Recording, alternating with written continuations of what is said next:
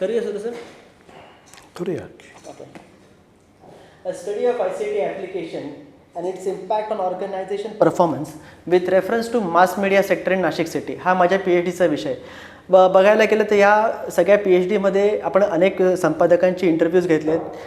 माध्यमामधले बऱ्याचशा गोष्टी ज्या हिडन होत्या त्या ह्याच्यामधून आपण जाणून घेण्याचा प्रयत्न करतो आहे आणि त्यासाठीच आपल्यासोबत आहेत अभय सुपेकर सर, सकाळ या नाशिक एडिशनचे संपादक, निवासी संपादक.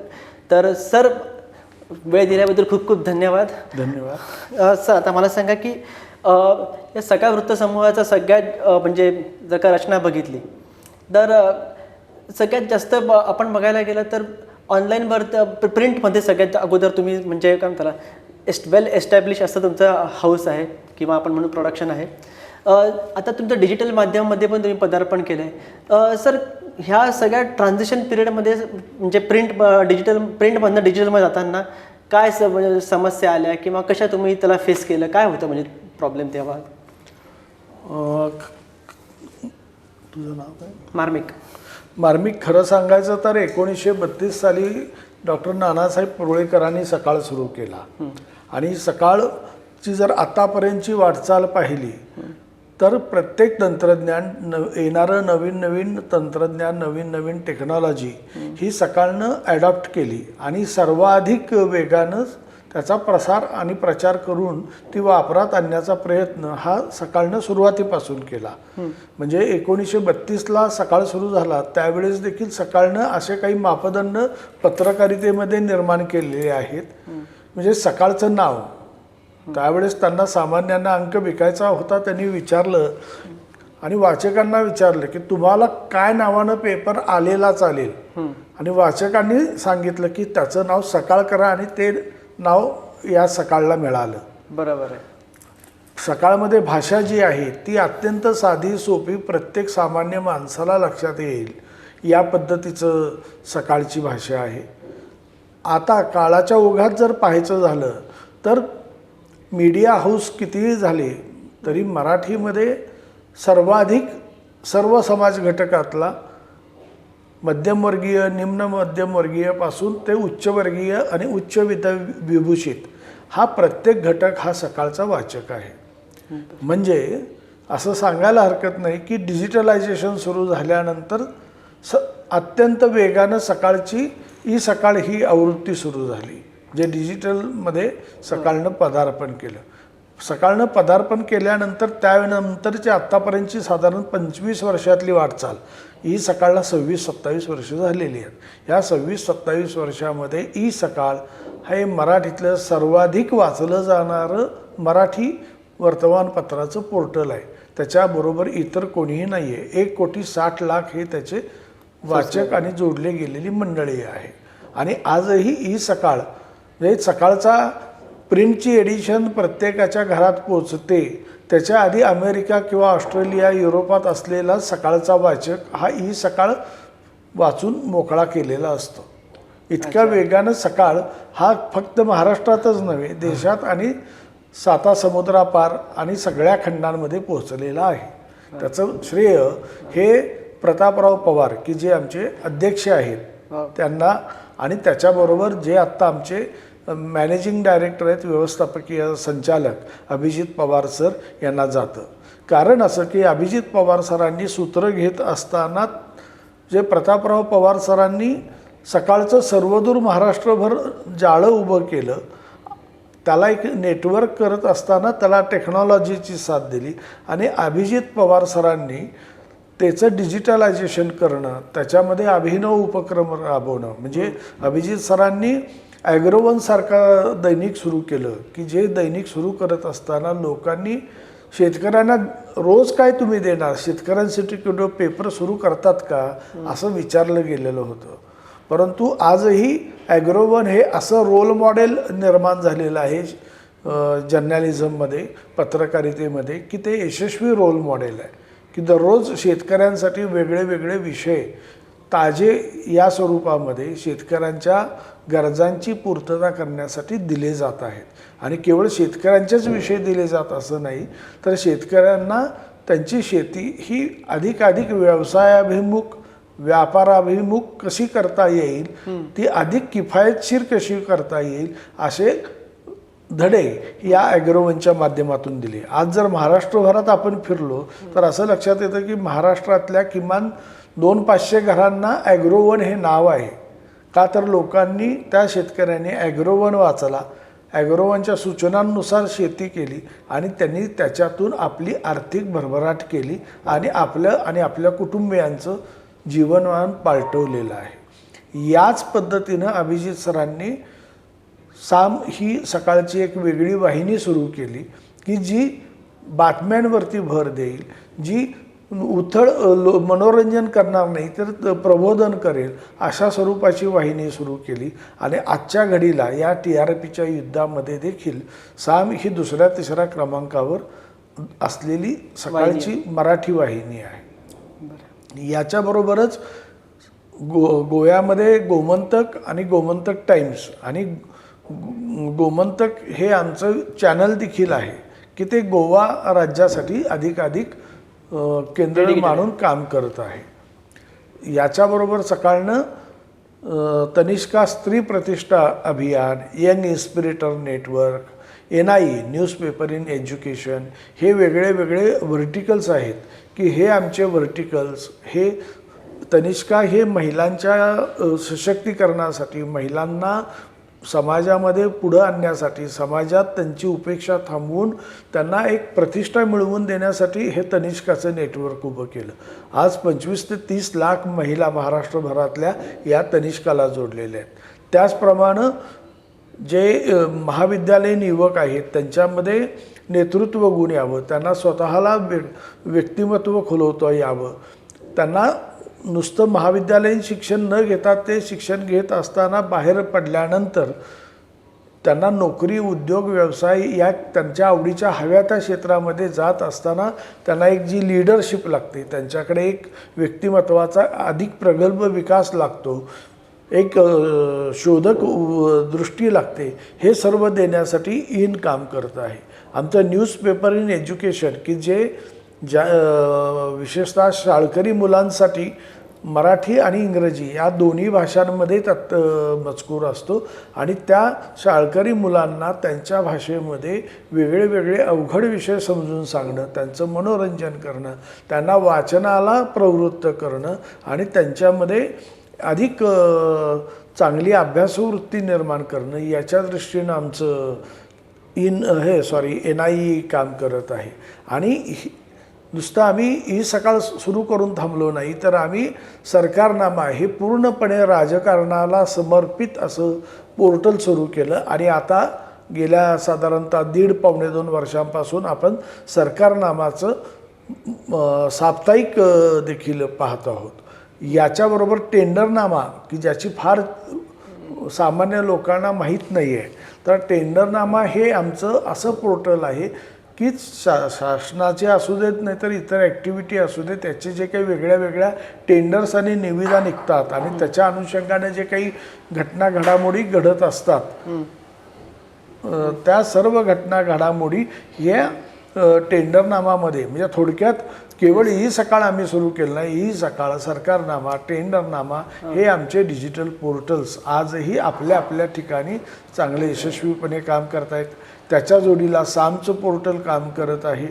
आणि आता या सर्व आमच्या प्रिंट असू देत, डिजिटल असू देत, आमच्या इतर ॲक्टिव्हिटी असू देत, या सर्वांमध्ये आम्ही AIचा देखील वापर हळूहळू करू लागलो आहे. हळूहळू सांगण्याचा मुद्दा हा की आता AIचा प्रसार करणं, सर्व सहकारी आमचे जे आहेत विशेषतः न्यूजरूममधले आणि डेस्कवरचे, त्यांच्यापर्यंत ते AI नेणं, त्यांना त्यासाठी प्रशिक्षित करणं आणि प्रशिक्षित केल्यानंतर त्याचा वापर वाढवणं, या दृष्टीनं आमच्याकडे मोठ्या प्रमाणामध्ये आम्ही प्रयत्न करत आहोत.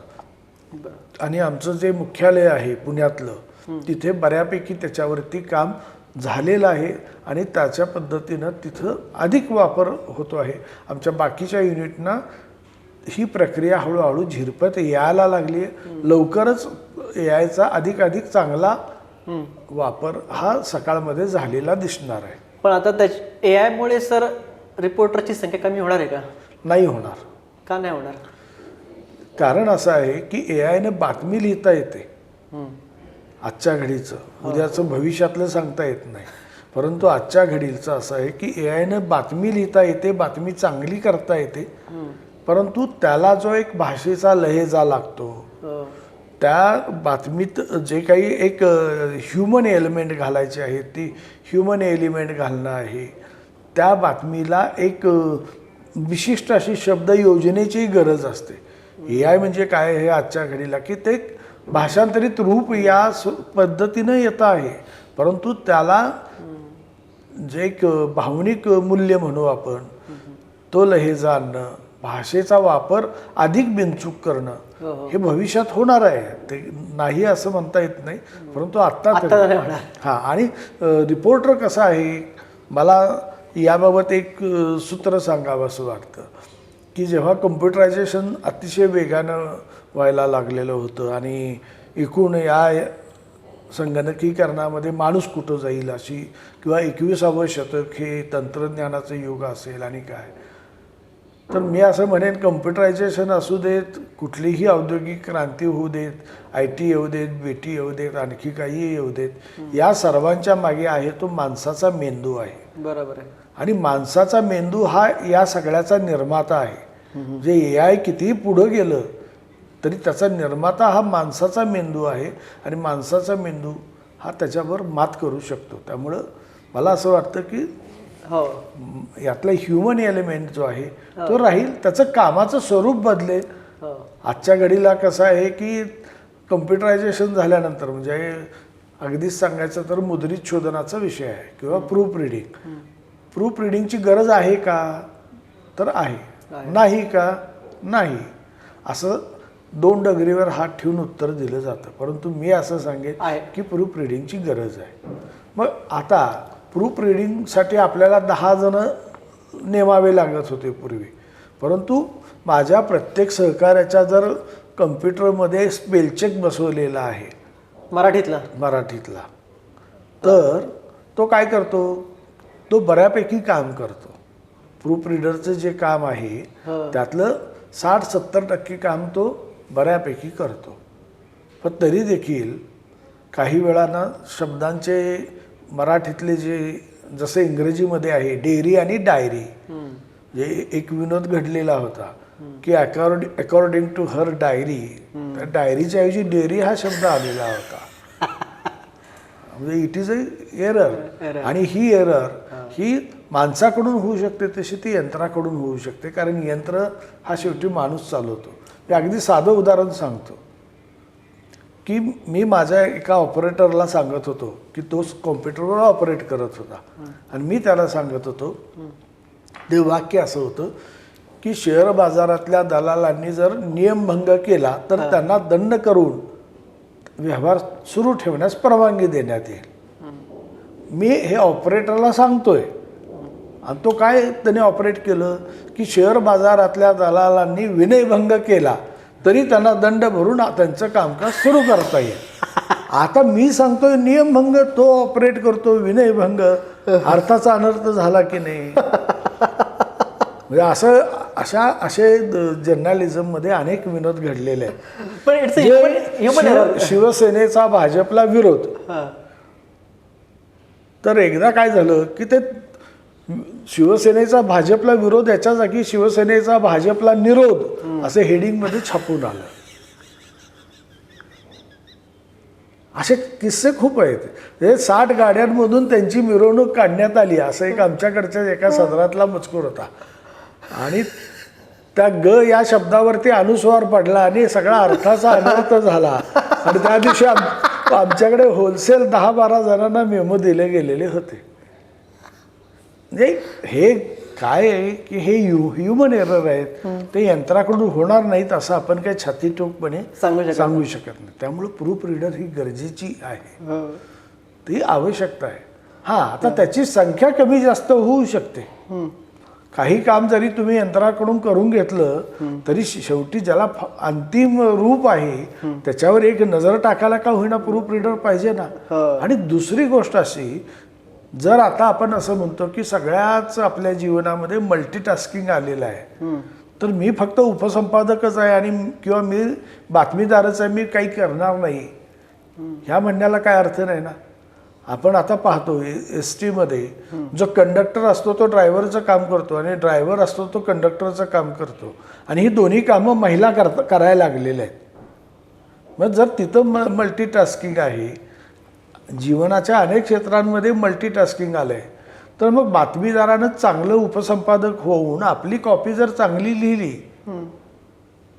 तर त्यांनी रोज 10 बातम्या देणं जर अपेक्षित असेल, पण त्यांनी चांगल्या कॉपीज लिहिल्या, चांगल्या प्रकारे ड्राफ्ट तयार केला आणि ती रेडी टू पेस्ट बातमी त्याच्याकडून येणार असेल तर 10च्या ऐवजी 8 बातम्या केल्या तरी परवडतं ना. ही साधी गोष्ट आहे. किंवा मी माझं काम करायचं आहे आणि मी पेजिनेशनचं डिपार्टमेंट आहे त्याला मी सांगणार आहे, पण ऑटोमेशनमुळं पानाची डिझाईन माझ्याकडे आलेली आहे, त्याच्या एका सिस्टीममध्ये जर मी त्या लेआउटमध्ये बातमी सोडायचं ठरवलं तर मी बातमी केल्यानंतर जर या ठिकाणी पानाच्या त्या डिझाईनमध्ये सोडायचं ठरवलं, असं जर ऑटोमेशन आलं असेल आणि माझं पेजिनेशनचं काम सुलभ होणार असेल तर काय बिघडलं. असं आलं तुमच्याकडे? असं काही ठिकाणी आहे, आमच्याकडे नाही आहे ते. आमच्याकडे आम्ही जे पेजिनेशन वापरतो त्यात नाही आहे, परंतु आमच्या ज्या स्टाईल शीट्स आहेत त्या स्टाईल शीट्स ह्या आमच्या कामातल्या अनेक पद्धतीचे ज्या वेळा आहेत, चौकट करायची आहे, लीडचं एक डिझाईन केलेलं आहे, अँकरला काय आपल्याला एक विशिष्ट डिझाईन करायचं आहे, हे फिक्स आहे. या फिक्स असल्यामुळं 2 गोष्टी होतात. अंकामध्ये जो एक जिन्सीपणा दिसला पाहिजे. तुम्ही कोल्हापूरपासून नागपूरपर्यंत, सोलापूरपासून नंदुरबारपर्यंत कुठेही गेलात तर सकाळचा अंक एकसारखा दिसेल, त्याची रंगसंगती एकसारखी असेल, त्याच्या फोटोंची पद्धती एकसारखी असेल.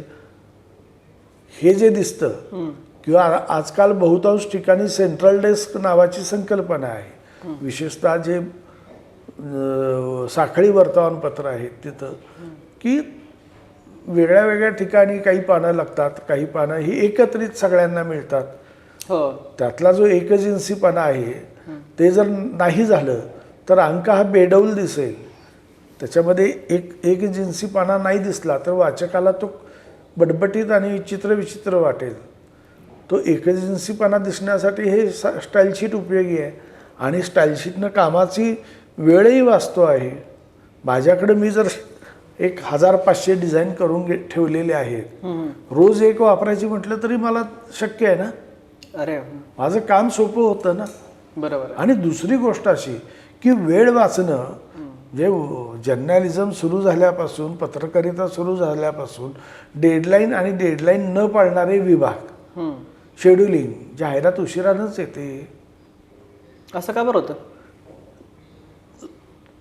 संबंधित पार्टी उशिरानं कन्फर्मेशन देते, त्याचा आरो आलेली नसते, त्याचे पैसे आलेले नसतात, पैसे आलेले असतात तर आरो आलेली नसते. अशा अनेक गोष्टी आहेत, कारणं 1000 आहेत. मी शेड्युलिंगला दोष नाही देत. 4 वेळा शेड्युलिंगकडं होतं, 10 वेळा उपसंपादकाकडनं होतं. व त्याची महत्त्वाची बातमी येणार असते, रात्रीचे हॅपनिंग कव्हर करायचे असतात, अनेकदा रात्री काहीतरी घडामोडी घडत असतात आणि स्पर्धेमध्ये त्याला कव्हरेज देण्यासाठी तो थांबवतो. डेडलाईन पाळत नाही तो. डेडलाईन म्हणजे सांगण्याचा तात्पर्याचा भाग हा आहे की डेडलाईन पाळणं आणि त्या डेडलाईनसाठी प्रयत्न करता येणं, या दृष्टीनं म्हणून काही गोष्टी आहेत ना. त्याला या ज्या स्टाईलशीट असू देत, स्पेलचेक असू देत, यासारख्या ज्या गोष्टी असतात त्या उपयोगी पडतात. आलं का लक्षात? मग सर, आता खप वाढवण्यासाठी तुमची स्ट्रॅटेजी काय आहे? म्हणजे ऑर्गनायझेशनची तुमच्या, की तुमचा आता ऑलरेडी एक ऑडियन्स आहे तो घेतोच आहे, पण एक ॲग्रोवन आहे, तुम्ही नवीन नवीन त्याचे हे काढले आहेत, पण सकाळी ह्या वृत्तपत्राचा आणि डिजिटल प्लॅटफॉर्मचा याचा जास्त व्ह्युअर्स यावे आणि जास्त कस्टमर व्हावे, याच्यासाठी तुमचं काय स्ट्रॅटेजी आहे सध्या? याची स्ट्रॅटेजी साधी सरळ आहे. आपण वाचकाला जे हवं ते देणं आणि ते दिल्यानंतर त्याच्या गरजांची पूर्तता करणं. वाचकाला त्याची नाडी ओळखणं आणि त्याच्या गरजांची पूर्तता करणं ही सगळ्यात साधी सोपी स्ट्रॅटेजी असते खरं तर. पण अनेकदा असं बघायला मिळतं की बरेचसे वृत्तपत्र, मी तुमचं म्हणत नाही त्याच्यामध्ये, की त्यांच्या महत्त्वाच्या बातम्या असतात त्या कधी कधी छोट्या येतात आणि काही काही ज्या चांगल्या बातम्या असतात जे म्हणजे सॉफ्ट फोकस न्यूज असतात त्या येतात. असं का बरं होतं वृत्तपत्रांमध्ये बरेचदा? तुम्हाला काय वाटतं? मला असं काही वाटत नाही की कोण जाणीवपूर्वक करत असेल. म्हणजे आमचं वर्तमानपत्र असेल नाही तर अन्य वर्तमानपत्र असेल, पण शेवटी बातम्यांचं प्लेसमेंट हा जो आहे ना, हा जजमेंटचा पार्ट असतो. बरोबर आहे. आणि हा जजमेंटचा पार्ट आहे ना, तर मी असं म्हणेन की तो त्यावेळेस असलेला उपसंपादक, त्यावेळचा ड्युटी इंचार्ज, त्यावेळची ती न्यूज एडिटर आणि त्यांचं जे काही न्यूजरूममध्ये काही धोरणात्मक ते ठरवत असतील किंवा नसतीलही, तो म्हणजे त्या ठिकाणी आहे. परंतु आमच्याकडचं जर सकाळ म्हणून मी विचार करेन तर आमच्याकडे आम्ही सर्व संपादक सकाळमधले, आमचे सेकंड लाईन की जे न्यूज एडिटर किंवा असोसिएट एडिटर आहेत ते, किंवा आमचे चीफ्स, आमच्याकडं कम्युनिकेशनची चांगली आम्ही बळकट व्यवस्था आहे. आणि त्याच्यामुळं असा ज्याला आपण मिसजजमेंट म्हणू असे प्रसंग होत नाहीत असं नाही, परंतु फार कमी होतात असं मी म्हणेन. परंतु ज्या बातमीला जी जागा द्यायला पाहिजे, आमच्याकडे एक नेहमी सांगितलं जातं की जेव्हा बातमी जन्माला येते ना तेव्हा ती तिची जागा ठरवून येते. तर ती तिची जागा ठरवून येते ना. बरोबर आहे. एखादी महत्त्वाची राजकीय घडामोड आहे, आंतरराष्ट्रीय घडामोड आहे, अचानक घडलेली आहे, किंवा एखादा होणारा अपघात आहे, या घटना आपण देतो. आणि दुसरं काय झालेलं आहे अलीकडच्या काळामध्ये, चॅनल्स खूप झालेले आहेत, सोशल मीडियाचा प्रभाव वाढत चाललेला आहे. आणि या सगळ्या ह्याच्यामध्ये मी जेव्हा माझं वर्तमानपत्र दुसऱ्या दिवशी माझ्या वाचकाकडे देत असतो ना, तेव्हा सर्वांनी पाहिलेलं आहे की इंडिगोचं एअर स्ट्राईक झालेलं आहे, त्यांचे काही प्रॉब्लेम्स निर्माण झालेले आहेत आणि अनेक लोकांना त्यांची उड्डाणं कॅन्सल झाल्यामुळं मनस्ताप सहन करावा लागला. मग मी त्यात वेगळे माझे एलिमेंट शोधायला लागतो की मी माझ्या स्पर्धकापेक्षा वेगळी बातमी काय दे. त्यात जी मला वेगळी बातमी सापडते ती मी दिली तर तो माझा वेगळेपणा असतो. आणि जे चॅनलनं दिलेलं आहे तेच मी जर दुसऱ्या दिवशी जसेचं तसं माझ्या प्रिंटच्या वाचकाला दिलं तर त्याला ते आवडणार नाही. त्याच्या पुढचं पाऊल कुठलं आहे. मग या सगळ्यात म्हणजे जर असं लक्षात आलं तर की अनेक या गोष्टी जेव्हा घडतात तेव्हा व्हॅल्यू ॲडिशन ज्याला म्हणू आपण, वाचकाला व्हॅल्यू ॲडेड मी काय देतो, पण त्याचे विश्लेषण देणं, या सगळ्याचे भविष्यात किती दिवस परिणाम दिसतील, मग भविष्यात या सगळ्याचा आर्थिक फटका काय बसलेला असेल, भारताच्या जे काही हवाई वाहतुकीचा जो उद्योग व्यवसाय आहे त्याला याचा सेटबॅक किती आहे, मग हे जे त्याचे कंगोरे आहेत, या कंगोऱ्याच्या अनुषंगानं जर मी माझ्या विषयांचं नियोजन केलं तर ते माझ्या वाचकाला वेगळे असेल. शेवटी 5 रुपये असू दे नाही तर 10 रुपये असू दे नाही तर 12-15 रुपये देऊन जेव्हा वाचक अंक विकत घेतो तेव्हा त्या वाचकाला मी व्हॅल्यू ॲडिशन काय देतो, इतरांपेक्षा मी वेगळं काय देतो. मग माझ्या अंकात वेगळं काय. एखादी समजा ते अहमदाबादला विमान कोसळलं, ही बातमी सगळ्यांकडे हेडलाईन आहे, सगळ्यांकडे ती हेडलाईन होणारच आहे. चॅनलवरती दाखवायला सुरुवात केली त्याला 24 तास होणार आहेत जेव्हा वाचकाकडे अंक जाणार आहे तेव्हा. मग माझा बातमी ही लोकांनी का वाचावी, ती का वाचावी याचं उत्तर शोधून मला बातमी द्यायला लागते. ओके. त्यामुळं मी त्याला मिसजजमेंट म्हणणार नाही, परंतु प्रत्येकाचं त्या प्रेझेंटेशनकडं, त्या अंकाकडं पाहण्याचा जो दृष्टिकोन असतो किंवा त्यांच्या त्या न्यूजरूममध्ये जी काही चर्चा होते त्याचा तो एक परिपाक असतो, प्रत्येक ठिकाणी असतो तो, असं मी म्हणेन. एक शेवटचे 2 प्रश्न तुम्हाला विचारतो, एका ह्याच्यामध्येच 2 करतो आणि आपण शेवटचे करूया की असं सध्या म्हणतात आहे की हल्ली वृत्तमाध्यमांवर किंवा वृत्तवाहिन्यांवर वृत्तपत्रांवर एक प्रकारचं प्रेशर आहे. दुसरी गोष्ट की हे खरंच आहे का, आणि नंतर त्याच्या पुढचं हे गोष्ट की जर का असं असेल किंवा नसेल, किंवा आजकाल म्हणजे मी सर्वे केला ह्याच्यामध्ये, तर मी त्या क्वालिटीमध्ये बरेच म्हणजे मी लोकांना विचारलं नाही कोणतं वृत्तपत्र तुम्ही वाचता ते, पण त्यांना मी फक्त एक असं विचारलं होतं की तुमची वृत्तमाध्यमांवरचा विश्वास आहे का, तर तुम्ही त्याची भूमिका कशी बघतात, ॲज अ वॉचडॉग बघतात का तुम्ही लॅपडॉग बघतात, असं त्याच्यावर विचार होतं. तर जवळजवळ एक 40 ते 70% लोक जे आहेत ते लॅपटॉपच्या भूमिकेमध्ये आजकाल माध्यमांना बघतात आहे. मी तुमच्या माध्यमाचं हे नाही करत आहे, पण जर का भूमिका झाली असेल माध्यमांची जर का, तर मग फ्युचर तुम्ही काय बघता ते? एडिटर म्हणून नका सांगू, माणूस म्हणून तुम्ही सांगा काय बघता ते. माणूस म्हणून जर सांगायचं झालं ना, तर मी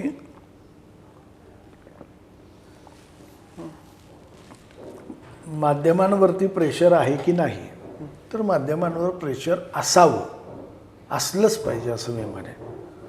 कुठलंही प्रेशर हे असलं पाहिजे, परंतु ते पॉझिटिव्ह प्रेशर पाहिजे. Come to the point.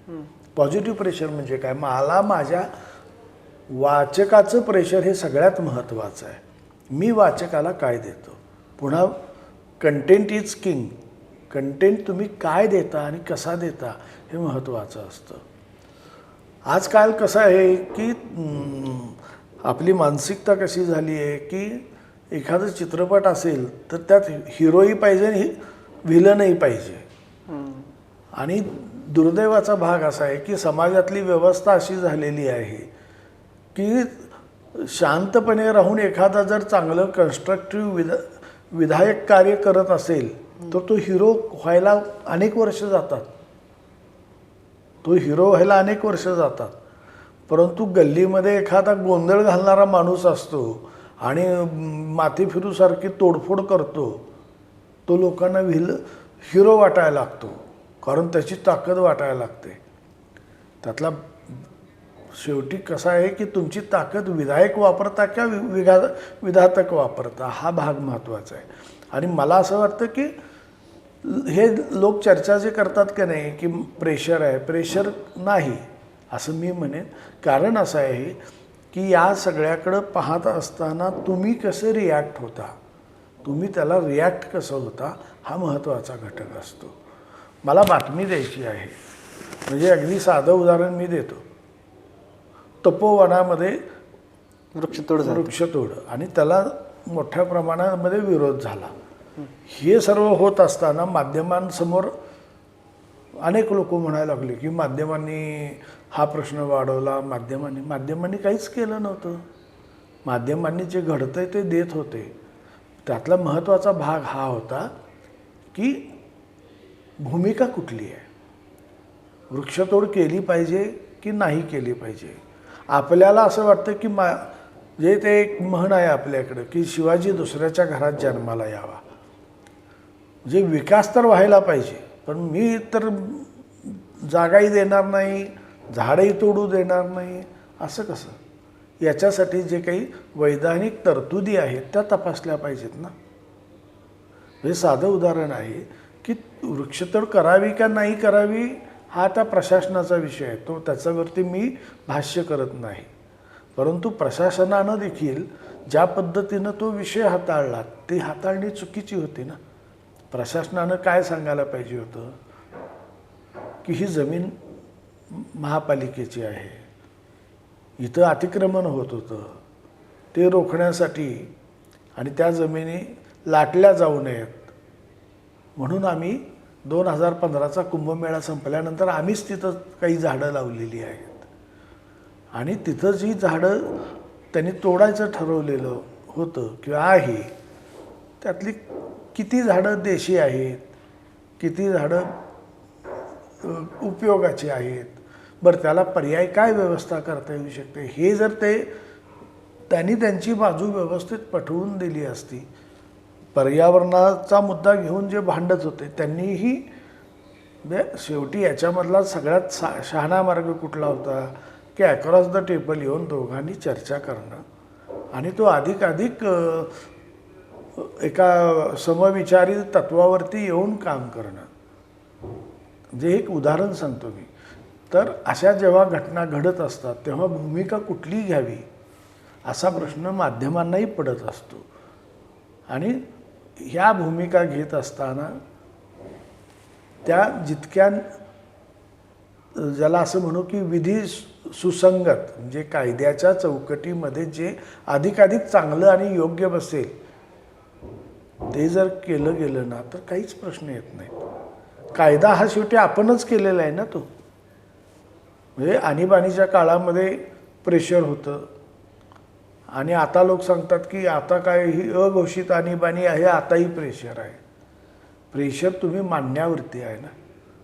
आणि कुठलीही गोष्ट तुम्ही मांडता कशी, तुम्ही त्या एखाद्या इश्यूकडं कुठल्या ॲटिट्यूडनं पाहता. मला असं वाटतं की वृत्तपत्र कुठलंही असू देत किंवा माध्यम कुठलंही असू देत, तो विषय साकल्यानं मांडणं, त्या विषयावरती व्यवस्थित भाष्य करणं, त्याच्यासाठी तज्ज्ञांचा एक गट निर्माण करणं. आमच्याकडे आम्ही ही गोष्ट करतो की जेव्हा असे काही विषय येतात तेव्हा आम्ही जर्नलिस्टिक व्ह्यूमधून पाहत असतानाही त्याचे जे बाकीचे ॲस्पेक्ट्स असतात, लिगल ॲस्पेक्ट्स आहेत, ॲडमिनिस्ट्रेटिव्ह ॲस्पेक्ट आहेत, त्यातले समजा पर्यावरणीय विषय असेल तर आम्ही त्या तज्ज्ञांना विचारतो बाबा याच्यात नेमकं काय आहे. आम्ही ते समजून घेतो, साधक बाधक समजून घेतो आणि मग आमची एक भूमिका म्हणू किंवा भूमिका म्हणून तर गोष्ट. आता याच्यावरतीच एक शेवटचा म्हणजे अजून एक की कालच अशी एक गोष्ट घडली इंटरनॅशनली की ट्रम्पने जे मोदीबद्दल बोलले की मला तुम्हाला भेटायला वेळ मिळेल का प्लीज, हे तिकडून येतं आपल्याकडचा मीडियामध्ये हे जास्त दाखवलं जात नाही. दुसरी गोष्टकडे असं आहे की कालच चायनाला आपण गव्हर्नमेंटचे कॉन्ट्रॅक्ट देण्यासाठी आपण मार्केटमध्ये तुम्ही एंटर व्हा हे असं आपण दिले, जे की जेव्हा आपण एकीकडे टिकटॉक बॅन सारखे प्रकार केले होते सर. तर अशा वेळेस ही माध्यमं म्हणजे असं नॉट इन अ सकाळ म्हणून नाही, ही दिसत नाही आहेत. तर त्याबद्दल तुम्हाला काय वाटतं का की माध्यमामध्ये हे प्रेशर आहे एक प्रकारचं की दाखवूच शकत नाहीत बातम्या, त्याच्यासाठी आम्हाला इंटरनॅशनल मीडियाचीच मदत घ्यावी लागते किंवा लोकल मीडिया किंवा असं ऑनलाईन मीडियाचीच मदत घ्यावी लागते, असं तुम्हाला वाटतं कधी कधी? नाही, याचं कारण सांगतो. आपण काय होतं आजकाल एखादी घटना असते, त्यातला तो व्हिडिओ असतो किंवा ऑडिओ असतो, त्याचा एक अंश आपल्याकडे येतो आणि आपण त्याच्यावर कॉमेंट करण्याची घाई करतो. म्हणजे मोदी जर म्हटले असतील ट्रम्पना की सर मला तुमची वेळ हवी आहे, तर त्याच्या आधीचं सगळं त्यांचं जे काही संवाद आहे तो काय आहे, त्याच्यानंतरचा संवाद काय आहे आणि त्याचं एकूण रूप काय आहे हे आधी समजून घेतलं पाहिजे ना. मोदींचा तेवढाच जो आपण त्यांना साईड घेऊया, टिकटॉक वरती घेऊया. तर टिकटॉक एका ठिकाणी काही वर्षापूर्वी बॅन केलं होतं आणि आता आपण बघतोय की चायनाला आज गव्हर्नमेंटने अलाउ केलंय की आणि काल त्याच्याने शेअर मार्केट खूप खाली कोसळलं होतं. आता BHL आणि LNT सारखे शेअर खाली पडले होते. आता गव्हर्नमेंटने अलाउ केलं तर मी पुन्हा त्याच मुद्द्याकडे येतो की तज्ज्ञाकडून हे विषय समजून घेतले पाहिजेत. गव्हर्नमेंटने अलाउ केलं कसं आहे की आंतरराष्ट्रीय व्यवहार, आंतरराष्ट्रीय संबंध, परराष्ट्र नीती असे अनेक गोष्टींचे धागेदोरे कुठल्याही निर्णय प्रक्रियेमध्ये असतात. कुठल्याही सरकारच्या म्हणजे विशेषतः परदेशांशी व्यवहार करत असताना, परदेशांशी रिॲक्ट होत असताना, त्यांच्याशी व्यवहार करत असताना ती जी काही भूमिका असते त्या देशाची, मी भारतच म्हणत नाही, आपण म्हणतो की ट्रम्प वाईट आहे, ट्रम्प भारतावरती निर्बंध लादतो, आणखी काय करतो, हे आपल्या दृष्टीनं बरोबर आहे. कारण असं की त्याचे झळा आपल्याला पोचत आहेत. परंतु ट्रम्प हे निर्णय घेत असताना हे जर एवढे वाईट आहे तर ट्रम्पच्या विरोधात अमेरिकेत काय होत आहे, म्हणजे ट्रम्पची भूमिका ही लोकांच्या हिताचे असल्याशिवाय तर तो सहन करत नाहीत ना, किंवा नसल्याशिवाय ते त्याच्या विरोधात तर उतरत नाहीत ना. हे नाही हे लक्षात घेतलं पाहिजे. म्हणजे ट्रम्प हा काही माथे फिरू नाहीये, त्याच्याकडेही एक धोरण आहे. बरोबर आहे. ट्रम्प विस्तारवादी धोरण आहे. म्हणजे ट्रम्प ज्या पद्धतीनं क्लायमेट चेंज या विषयावरती अनेक COPच्या ज्या बैठका झाल्या, प्रत्येक याच्यामध्ये एक वेगळी वेगळी भूमिका मांडत गेले 5-7 वर्ष आलेले आहेत. क्लायमेट चेंजबद्दल ते थोडे फटकून वागतायत, जे काही पर्यावरणवादी सांगू पाहतायत ते. आणि आता तर ट्रम्पनी काय सांगितलं मध्यंतरी कोविडच्या काळामध्ये की वर्ल्ड हेल्थ ऑर्गनायझेशन मधून आम्ही बाहेर पडू, आणखी काय करू. त्यावेळेस बायडेन सत्तेवर होते, पण ट्रम्प तेव्हापासून सुरू होते. म्हणजे ट्रम्प ती एक लाईन देत होते. आणि ट्रम्पने आता काय केलेलं आहे की निवडणुकीत सत्तेवर येत असताना अमेरिका फर्स्ट हा ट्रम्पचा नारा आहे. आणि त्यांनी बाहेरच्या देशांना दिली जाणारी मदत, वेगळे जे काही आंतरराष्ट्रीय संस्था संघटना आहेत त्यांच्यातली दिली जाणारी मदत आणि त्यांच्यातून स्वतः बाहेर पडणं. आपण काय करतो की आपण त्या घटनेपुरतं त्या घटनेकडे फक्त पाहतो, आपण ओव्हरऑल बघत नाही. आपण ओव्हरऑल पाहत नाही. मग साधी गोष्ट आहे की भारत आणि चीन यांचा जर व्यापार पाहिला तर भारत आणि चीन यांच्या व्यापारातली तूट ही सातत्यानं वाढत आहे. पहिली गोष्ट. दुसरी गोष्ट अशी की आपण टिकटॉक बॅन केलं वगैरे, हे तो एक मी असं म्हणेन की तो एक मॅनिया होता चीन विरोधी गलवानमधले केलेल्या कारवाईनंतर.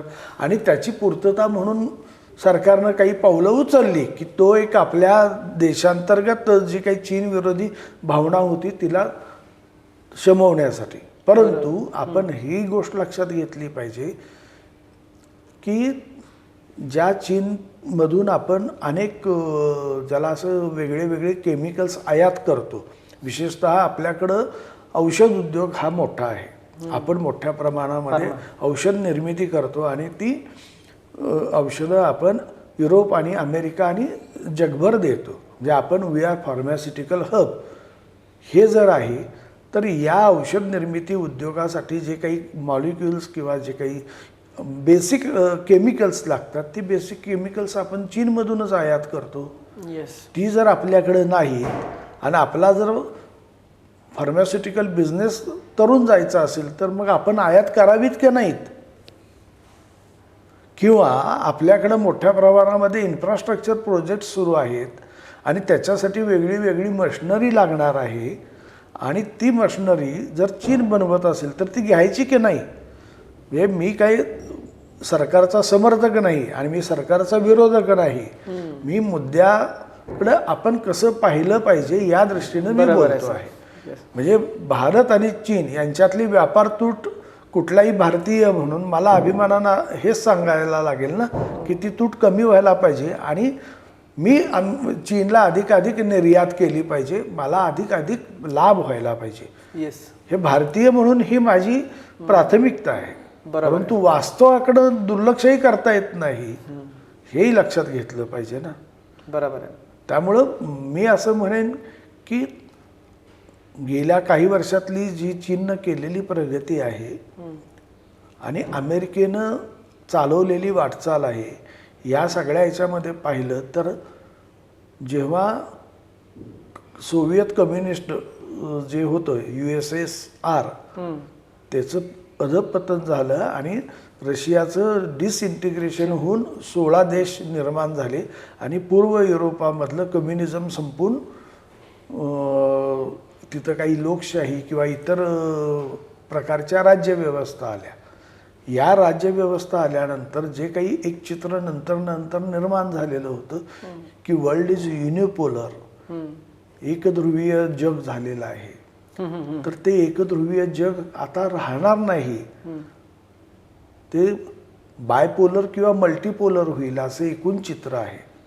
जे गेल्या जर 5-10 वर्षातले मोदी सरकारनं जे काही वेगळे वेगळे केलेले करार आहेत किंवा जगातले अनेक देश, कोण ब्रिक्स म्हणून, कोण SCO म्हणून, कोण क्वाड म्हणून किंवा इतर वेगळ्या वेगळ्या नावांखाली अनेक देश एकत्रित येऊन आपले आपले व्यवहार किंवा आपले आपले हितसंबंध जपण्यासाठी एक येत आहेत. तर ही सगळी जगाची जी एकूण संरचना आहे, जगातले जे व्यवहार आहेत, मैत्रीचे जे धागे आहेत ते नव्यानं पुन्हा गुंफले जात आहेत. आणि हे मैत्रीचे धागे गुंफले जात असताना भारताला देखील किंवा भारताच्या राज्यकर्त्यांना, मग आज मोदी असतील, उद्या आणखी कोण असेल, परवा आणखी कोण असेल, त्या राज्यकर्त्यांना फायदाच होणार याचा. एकमेवच धोरण ठेवावं लागतं की भारत म्हणून मी कुठं आहे, भारताचं हित अधिक कुठं पाहिलं जाईल आणि हे सगळं करत असताना माझी एकूण व्यवस्था अधिक सुरक्षित कशी राहील. मग हे जर आहे तर हे लक्षात घेता त्या पद्धतीचे निर्णय घ्यायला लागतात.